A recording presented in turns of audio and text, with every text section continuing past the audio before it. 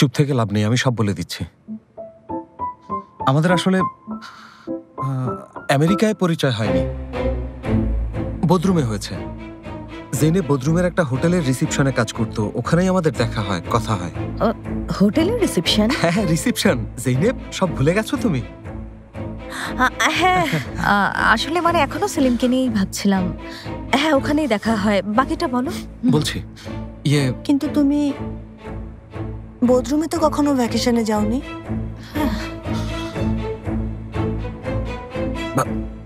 লুকিয়ে একবার গিয়েছিলাম। সাথে কে ছিল? কেউ না, বাবা। জানোই তো আমার এঙ্গেজমেন্টের পর আমি একটু ডিপ্রেস ছিলাম, তাই ভেবেছিলাম একা কোথাও একটু সময় কাটিয়ে আসি। হ্যাঁ, এঙ্গেজমেন্ট জানি, মুকাদ্দেসের কাজ। মুকাদ্দেসের কাজ কি একটু আমিও শুনি? আরে তোমরা সবাই কখন ফিরে এলে? আমি তো ম্যাগাজিন দেখতে দেখতে ভেতরে ঘুমিয়ে পড়েছিলাম। এখানে কি নিয়ে কথা হচ্ছে? মম, ভাইয়া যে আসলে ভাবিকে নিয়ে পালিয়েছিল সেটা জানো? আমেরিকায় আসলে ওদের পরিচয় হয়নি। কি?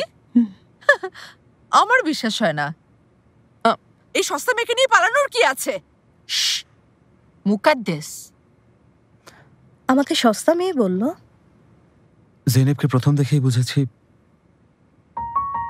বাকি জীবনটা আমি ওর সাথেই কাটাতে চাই। কেউ ওর মতো করে তাকাতো না, ওর মতো করে হাসতো না। বাহ, প্রথম দর্শনেই প্রেম।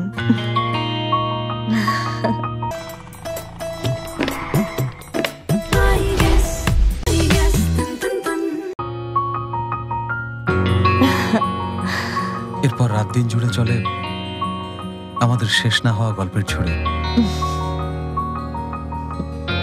পরে একসময় বুঝি সেও আমার প্রেমে পড়েছে, আর বুঝলাম ওকে ছাড়া আমি বাঁচবো না। কি উফ উফ উফ কি দেখছো না, সব নিয়ন্ত্রণের বাইরে চলে যাচ্ছে। আচ্ছা, যা হওয়ার হয়েছে, এত অস্থির হওয়ার কিছু নেই। অস্থির হওয়ার কিছু নেই মানে কি? নিচে যা বললে তাতে আমরা কত ঝামেলায় পড়তে পারি কোনো ধারণা আছে? একটা মিথ্যে গল্প সাজিয়েছো আর ওরাও বিশ্বাস করেছে। তাহলে কি বলতাম জেনেব? প্লেনে দেখা হয়েছে, কোলে এসে পড়েছো, পরিবারের হাত থেকে বাঁচার জন্য আমরা চুক্তি করেছি, এইসব বলতাম? কি আশ্চর্য, আমি কি এসব বলতে বলেছি? তাহলে শুধু বলছি এবার অনেক বেশি হয়ে গেছে। কি বেশি হয়ে গেছে আমি বুঝতে পারছি না, কি বলছো এসব? না বোঝার কি আছে বলো তো? সব তো পরিষ্কার ফাতি। তুমি একটা মিথ্যে জগৎ সাজিয়েছো আর আমাকেও সেখানে টেনে নিচ্ছ। দেখো, আমি এসব ছলচাতুরি পারি না, বুঝি না, আমি এমন মানুষ না। কেন যে সবাইকে মিথ্যা বলতে গেলাম? সব সত্যি বলে দিলেই ভালো হতো, এই বিরক্তিকর ঝামেলা আমাকে পোহাতে হতো না। আচ্ছা, তাহলে বলতে চাইছো সব দোষ এখন আমার, তাই না? হ্যাঁ,